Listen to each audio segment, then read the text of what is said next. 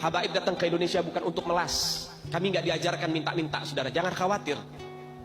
Habaib datang ke Indonesia bukan untuk meraup daripada harta, enggak. Kami tidak mencari jabatan, enggak. Kenapa? Itu bukan didikan dari keluarga kami. Didikan keluarga kami, lihat bagaimana Al-Habib Salim bin Ahmad bin Jindan, saya punya kakek, keluar masuk penjara. Kenapa bisa keluar masuk penjara? Membakar semangat perjuangan masyarakat Indonesia untuk merebut kemerdekaan, saudara. Al-Habib Ali bin Abdurrahman Al-Habsyi Kuitang, beliau yang memfatwakan ketika tanggal 17 Agustus Soekarno membacakan teks proklamasi mendeklarasi daripada kemerdekaan Indonesia. Beliau di hari Jumat itu, ba'da Jumat beliau fatwakan, sekarang saya fatwakan setiap tanggal 17 Agustus wajib pasang bendera merah putih di rumah-rumah kalian. Siapa yang nyuruh? Itu fatwa Habib Ali bin Abdurrahman Al-Habsyi Kuitang. Bendera merah putih, siapa yang memberikan instruksi kepada Bung Karno untuk membuat bendera merah putih sebagai bendera Indonesia? Itu adalah fatwa Al-Habib Idrus bin Salim Al-Jufri Palu Al-Khairat. Lambang negara Garuda, siapa yang buat? Al-Habib Asy-Syarif Hamid Al-Gadri dari Pontianak, keluarga baginda Nabi Muhammad. Lagu 17 Agustus, Pramuka, lagu syukur, siapa yang buat? Al-Habib Husin Al-Mutahhar dari Semarang, dzurriyyah baginda Nabi Muhammad. Jadi Anda jangan berpikir, ini habaib di Indonesia jasanya apa? Banyak, itu yang baru kecatat. Itu yang baru ketahuan. Masih banyak lagi daripada keluarga Nabi Muhammad yang tidak mau masuk buku karena perjuangannya ikhlas karena Allah dan Rasul. Banyak, saudara. Siapa Imam Bonjol? Semua pasti bilang pahlawan. Betul apa enggak? Imam Bonjol pahlawan Indonesia bukan? Pahlawan nasional bukan? Sekarang siapa namanya Imam Bonjol? Al-Habib Muhammad Syahabuddin, beliau habaib dari kalangan bin Syahab. Imam Bonjol itu bin Syahab, masih daripada kakeknya Habib Rizik, saudara sekalian. Itu keluarga daripada Nabiuna Muhammad, keturunan Sayyiduna Muhammad.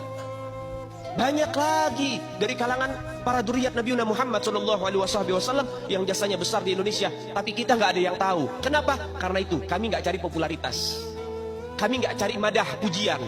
Kami nggak cari tempat kedudukan, yang kami cari ridho Allah dan Rasulnya.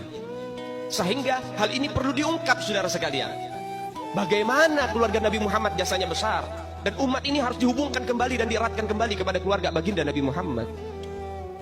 Ini akhir zaman, kita semua melihat kok bagaimana gencar-gencarnya di media sosial upaya untuk supaya memisahkan umat Islam dengan keluarga baginda Nabi Muhammad. Upaya keras supaya habaib dibenci ada di Indonesia. Mulai Habib dengan kiai diadu, Habib dengan ustadz diadu. Mulai ada hal-hal semacam itu. Apa? Dendam politik, saudara. Gak keluar dari situ. Karena dendamnya kepada Habib Rizik sehingga akhirnya demikian. Habib Rizik itu siapa? Keluarga Nabi Muhammad, keturunan Nabi Muhammad, cucunya Nabi Muhammad. Beliau bukan penjahat kok, bukan koruptor. Beliau nggak pernah bawa lari uang rakyat. Beliau nggak pernah ngerugiin negara. Beliau tidak pernah mencemarkan nama baik negara. Beliau itu bukan penjahat, saudara. Bukan penjahat. Apa masalahnya dia? Sehingga dicecar sedemikian rupa. Cuman masalah prokes doang, 4 tahun, saudara. Berapa banyak di luar sana pejabat, aparat, bahkan rakyat yang melanggar prokes gak ada yang ditahan. Kenapa cuman Habib Rizik yang ditahan? Ini upaya untuk supaya umat Islam benci terhadap keluarga baginda Nabi Muhammad. Hati-hati, saudara sekalian. Nabi bilang, man mata ala bugdi ahlul bait mata yahudian atau nasranian. Siapa orang yang mati membawa benci kepada keluarga baginda Nabi Muhammad, dipastikan mati dalam keadaan Yahudi ataupun Nasrani, atau dalam bahasa daripada sederhananya mati dalam keadaan murtad. Sahabat tanya, wa in sama wa shalla ya Rasulullah, walaupun orang itu puasa, walaupun orang itu sholat, apa tetap hitung mati murtad? Apa kata Nabi? Wa in sama wa shalla, walaupun orang itu puasa, walaupun orang itu sholat, kalau dia mati bawa benci kepada keluarga Nabi Muhammad, dipastikan mati dalam keadaan murtad.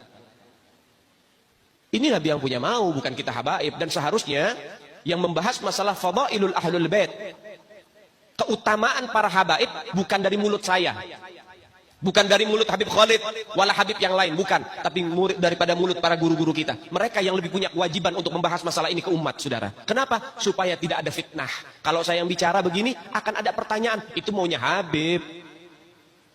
Itu maunya dia. Itu mah dalil buat-buatan dia. Terserah.